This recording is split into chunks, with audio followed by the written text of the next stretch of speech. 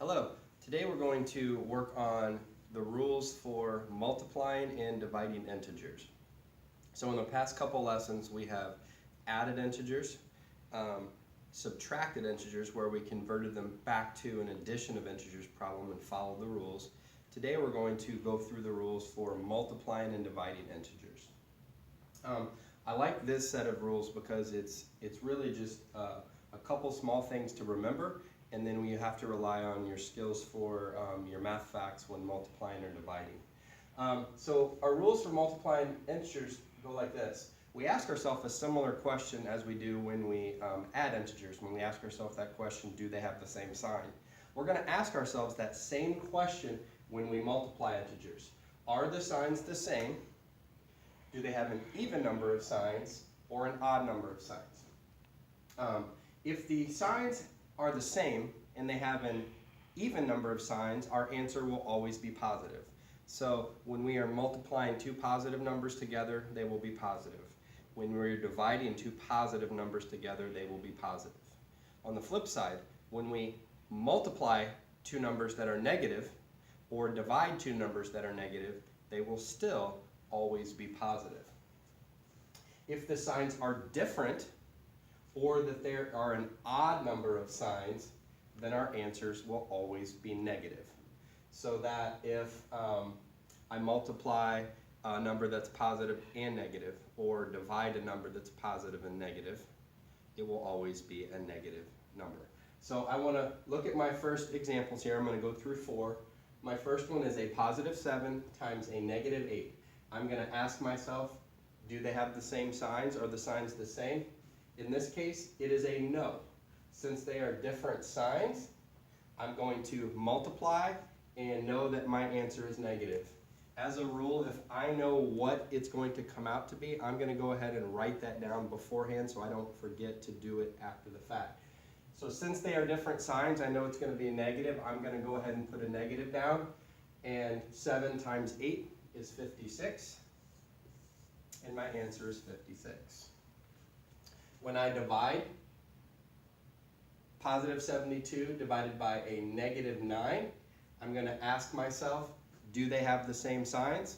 No, they do not. Since they do not, I know my answer is going to be a negative number again.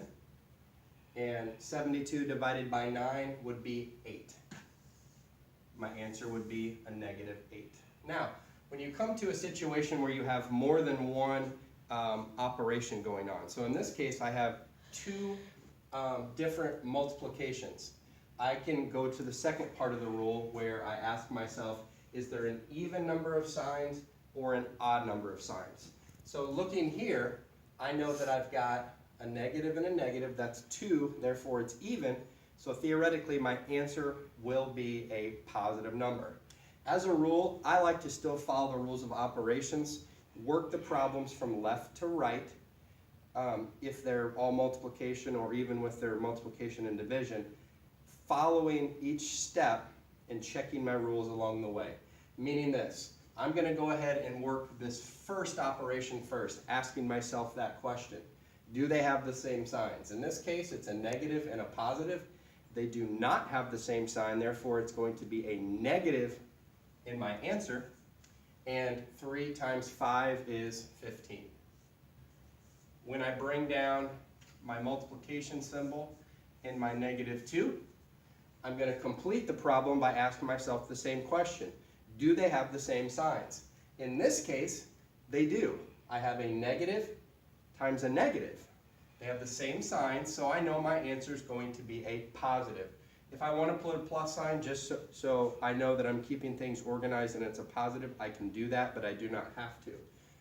15 times 2 is 30. Therefore, my answer is a positive 30. In our last example, I put two different operations in. I put a division and multiplication. My first two numbers, I'm going to ask myself the question, do these two have the same signs? In this case, they do. It's a positive divided by a positive. Therefore, I know my answer is going to be a positive. 100 divided by 5 is 20. I'm going to bring down my multiplication in my negative 3. And for my last operation, I asked myself that same question. Do they have the same signs?